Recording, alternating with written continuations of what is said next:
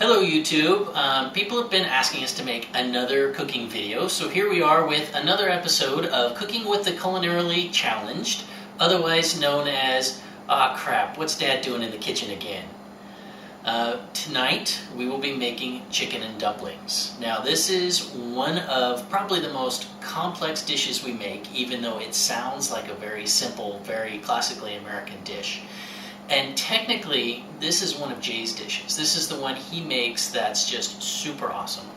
But since he's running the camera tonight, I get to be the one to demonstrate for you. Now, the point of this cooking series is for people who maybe have a hard time even burning water. I didn't know how to cook at all when I first started cooking. And there are all kinds of tips and tricks you can do to make really awesome things that will come out really great, even if you don't necessarily know how to cook the greatest. So let's get started on this dish because it's probably going to take quite a few steps. Now, a quick rundown of the ingredients that we're going to use are: you're going to need some all-purpose flour, about 5 cups of chicken broth, which is easy to pick up at any grocery store, 2 pounds of boneless, skinless chicken breast. We need some unsalted butter, about 5 tablespoons worth. We've got a little fresh grated cheese just for topping at the end. They asked for 1 medium-sized onion chopped. We're going to need some parsley. We have Italian parsley here today. The recipe asks for 4 carrots. Today we're going to be using 6. 3 cloves of garlic.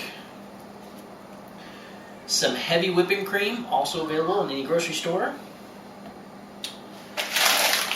Frozen peas. It does specifically ask for frozen. We've got dried bay leaves and salt and pepper. And this is our one cheat item because the recipe actually has you make your own dumplings.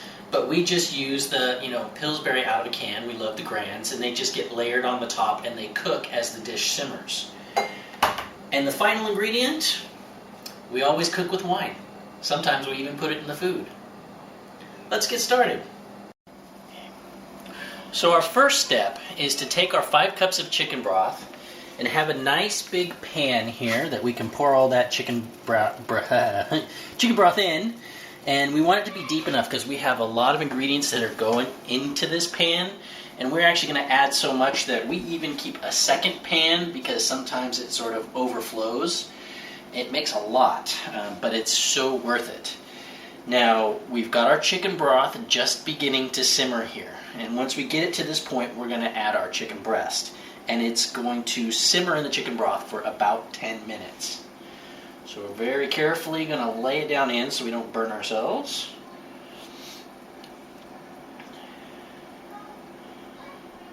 Just like this.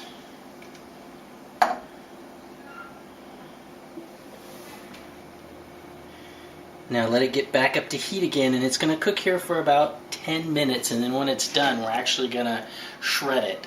So while that's doing its thing, we can start chopping our veggies. And also, don't forget, put the lid on. So while that's doing its thing, we're going to chop our veggies. Now, being that this is Cooking for the Culinary Challenged, we probably should have had all our veggies done before we even started because it makes you look super cool and awesome when everything's just ready to go in. But for most of us, we might be, working with what time we have. So this is a really good time while this is doing its thing to chop your onions, peel the carrots and chop those up, get the parsley all ready to go, and then we'll move on to the next step. So while the chicken is doing its thing, I'm here peeling my veggies. This is probably the most time-consuming part of it, and it's better if you can do it in the beginning. But here I am, anyway, right here with you. Onions and garlic are pretty easy. You're just chopping those up semi-fine. Just a little tip, if you have a husband, boyfriend, girlfriend around, I like to start a fight with Jay beforehand so that when I'm cutting the onions and the tears are in my eyes, he thinks it's because we fought, and then I always get extra sympathy points. So we've got our carrot peeled, and I'll bring it over here where you can see it a little better.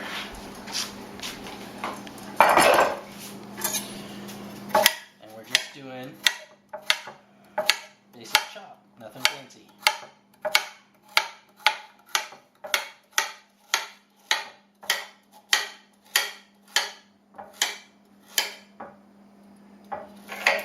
watch your fingers, because Dad Bryan has been known to slice the end of them off on occasion, usually during home improvement projects.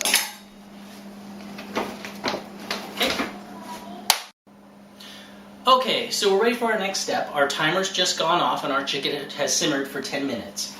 Now, what we're going to do next is we're going to remove the chicken from the broth. We're going to want to have a place for it to go because we're going to shred it. So we're going to take it out, drain off all the broth because you want to keep that.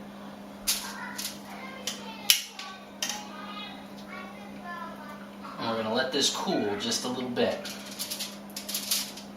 You also want to have on hand a large bowl because we are going to remove the broth from the pan and use the pan for our next steps. So we're going to let our chicken cool its heels there for just a moment. And it's cooked through completely. And we are very carefully going to bring our hot pan over to our bowl and pour off our broth, being very careful to keep all of it.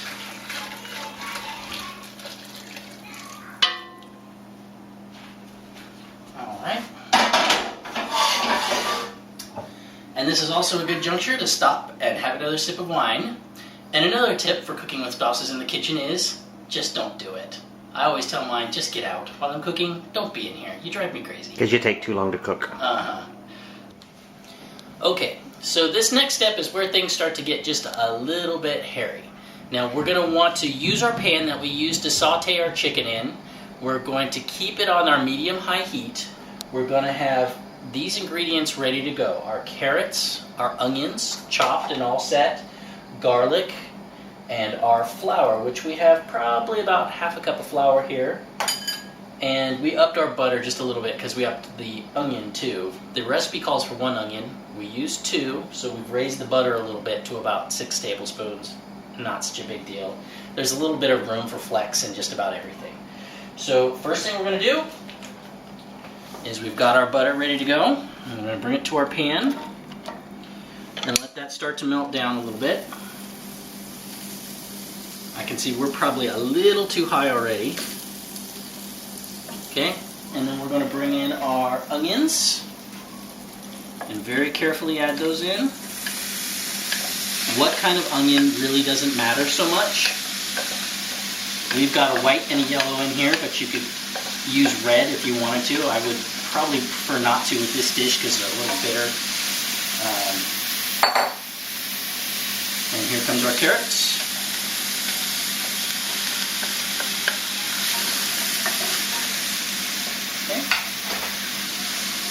And you're going to want to be on hand to stir these around. They're going to cook for about 7 minutes, and then we're going to add our garlic and our flour.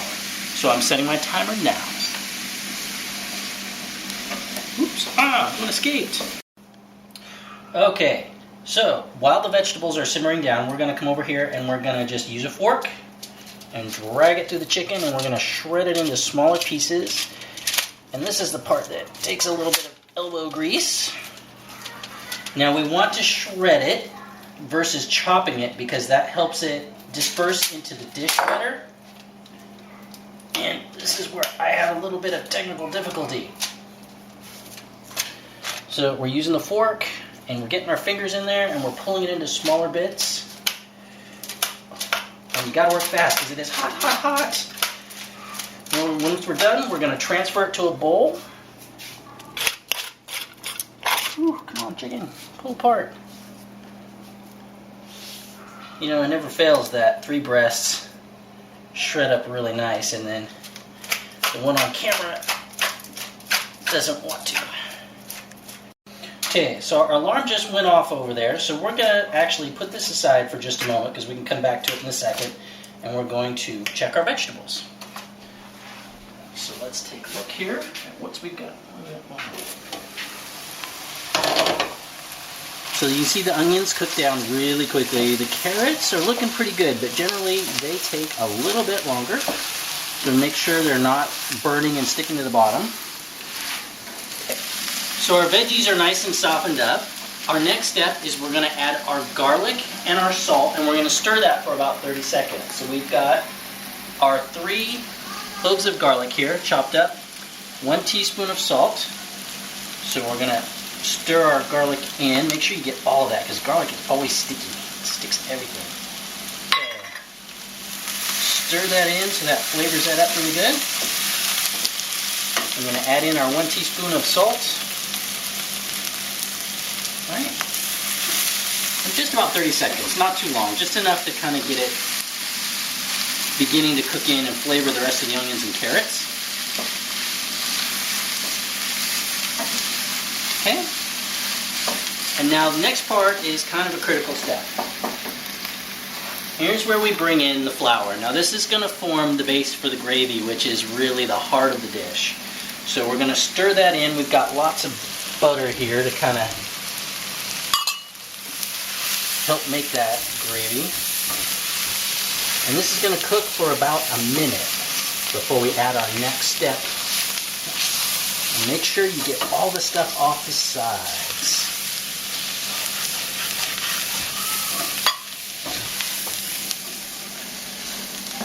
Now it's really important that you stay with it on this step and that you keep stirring it. If you can see, I don't know if Jay's showing you, but the gravy and the butter want to stick together on the pan, and that's good because we want it to get brown, but we don't want it to burn. And that flour-butter mix is going to form the basis for our gravy. So again, we want it to be brown. We don't want it to start getting any darker than that. So our next step is we're going to add in our 3/4 cup of sherry. And careful because it's hot. Stir that in. Work that into our vegetable mix. That'll also help that flour from sticking to the bottom. And then our heavy cream, which is 3/4 of a cup. All set to go.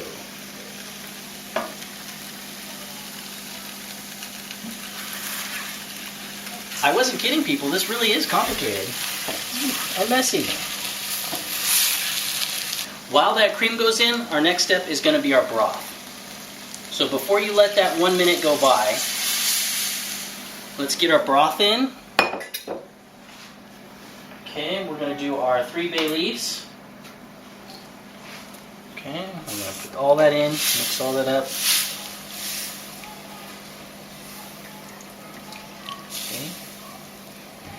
And now, and the black pepper, we will not forget that. The black pepper goes in. That's about, I think, a 1/4 of a teaspoon. And then, now we let it cook for 1 minute.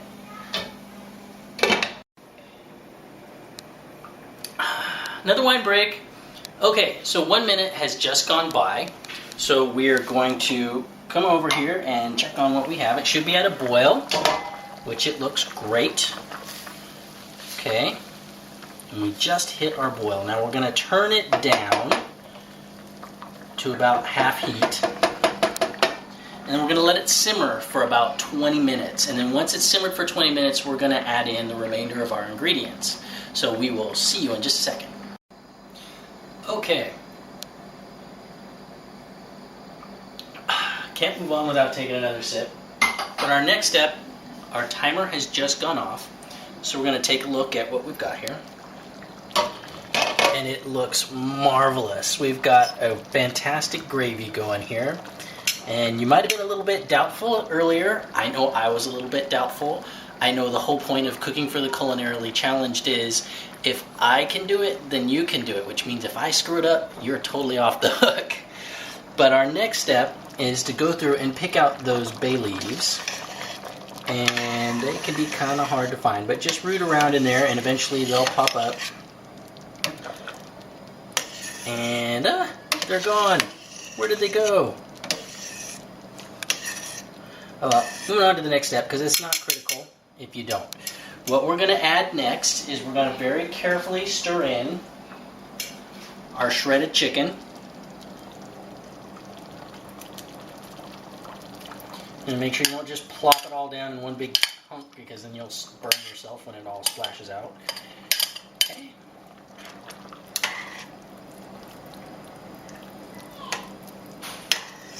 I'm using my all-purpose tongs.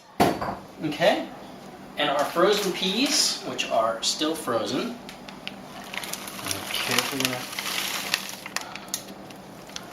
We're gonna work those in too. And you can kind of see why we've got the Dutch oven on standby over here, because this is a lot. Now, you'll want a lot because if you're serving a lot of people, you're set. But also, it makes fantastic leftovers. This is one of those dishes, kind of like the curry, that's 10 times better the second day. So having leftovers is a very good thing. Okay, so we've stirred that in. And now, our final ingredient here, we've got about 1 cup of chopped parsley. And that's, a little bit more than our recipe calls for, but it's Jay's recipe. I'm following his instructions. I'm going to stir all of this in.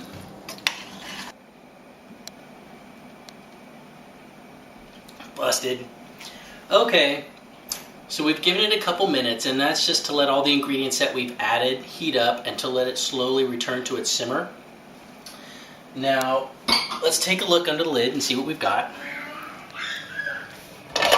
It's looking delicious, and the gravy looks awesome, but you can see that this pot is almost full. And our next step is to lay our biscuits out over the top, and all of it's going to simmer together. And while the liquids simmer, the biscuits will rise on the surface. So with this much mass inside our pan, it's going to completely overflow. So that's why we've got our sort of emergency standby pan here. Now, this can be mitigated a little bit by not adding some of the things that we added, like adding 2 onions and the extra carrots. But this is Jay's recipe, so we're making it exactly the way Jay makes it because it is super awesome. So we're going to fill this pan about halfway. And this is a Dutch oven for those who are concerned about those things. Now once we've got this filled up, we're going to add biscuits to both, and we're going to simmer both just the same. Okay, so make sure you get those juices too, because that is, like I said, the heart and soul of this dish. Alright, so we've got our pan filled about halfway, and we're going to bring it over here and we're going to turn on our heat and get that one going. So about medium heat, because we're going to want this one to simmer too. We got our lid on standby. You might want to turn that one down a little bit. The other one. Yeah, it's getting a little... kind of boiling. It's getting a little vigorous. Okay, because we want it to simmer, not boil. Now, while that was heating up, we laid out our biscuits, because all we're going to do next is just lay them on top of our liquid here. Cheater! It's not my recipe, it's yours, dude. Okay, just right on the surface. Make sure they're nice and tight. Nothing could be easier. They need to be right up against each other, nice and tight. Captain Critical is at the camera. Okay. And just so you know, tonight's episode is brought to you via the intoxicating effects of Middle Sister wine, and the vintage I selected tonight was called Drama Queen, because I thought it was appropriate. Did you save any wine for dinner? I refuse to answer that question on the grounds that it may incriminate me. Okay, and we just keep packing them in here until all surfaces are covered. And it is okay to kind of jam them in there, because they will fill up the top of the pan and make a nice crust on the surface.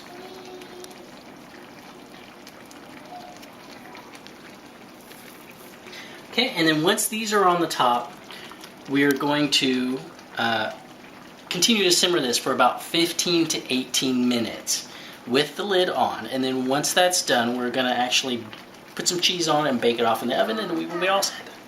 Okay, so our 15 to 18 minute time frame is up, so it's time to check and see what we've got.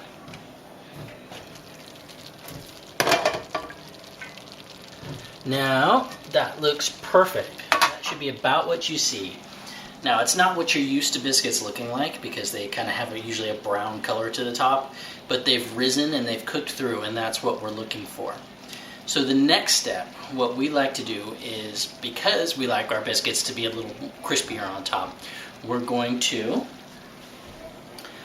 add our fresh cheese to the top. What kind of cheese is that? This is a 4-cheese blend, but you can use Parmesan, you can choose Romano, you can grate your own cheese, you can use anything you like. So we're just going to sprinkle that generously over the surface because I love cheese and I like it generously sprinkled. Okay, and in the meantime, what you could also be doing is... Okay, not so much generously because it'll burn. And that's a problem. Why? What you could be doing in the meantime is cranking up the broiler, because our next step is to finish these off in the broiler, which will give them a crispy top and cook this cheese. Okay, so we're all set.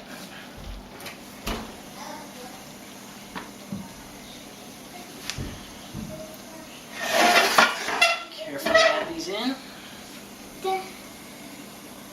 Hey, princess. You can come back in. What are you doing? I was going to tell you that we sang the Monster Mash. Yeah. Shake it up. Guess what we're making for dinner?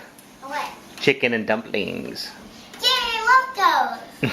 Okay. And that wasn't staged. And things burn fast in the broiler, so how long do they stay in there? 1 to 2 minutes, and make sure you keep an eye on them, because as soon as they're brown, you want to pull them out. Do not walk away. This is a good time to have your glass of wine on hand and just take a minute. Because we are not cooking them, we're just browning the biscuits. That's all we're doing. And then once that's done, we'll do our final garnishing, put it on the plates, and it's time to eat. Now will you acknowledge your daughter? Yes. What? Thank you for being a part of the video. You're more fun than the cooking itself. Well, the cooking could be a little sweet. It could. Okay, you guys are too much. Alright, see you next step. Okay, final step. We're almost there. I haven't screwed up dinner yet, so it's a miracle. Okay, here we go. Oh, they're looking delicious. Perfect. Nice golden brown crust on the top. Yummy. Smells good. It does. Now be very careful not to burn yourself. Didn't you already burn yourself once? I burned myself, cut myself, and a variety of other things that you'll never see in this video. Okay. I'm starving. Now, to the best part, eating it. How do you serve this? Okay. Plate. Spoon. I'm going to take about 2 of these biscuits out. And that's going to be the basis. Okay. And then all the good stuff on the bottom, just ladle that right over the top. Now this is where you want to make sure in one of the earlier steps that you've kind of made sure that the juice is even between both, because that's the best part of the dish. And we've reserved some of our parsley to spread over the top. Voila! Chicken and dumplings. And it is chicken and dumplings. Aha! I did it!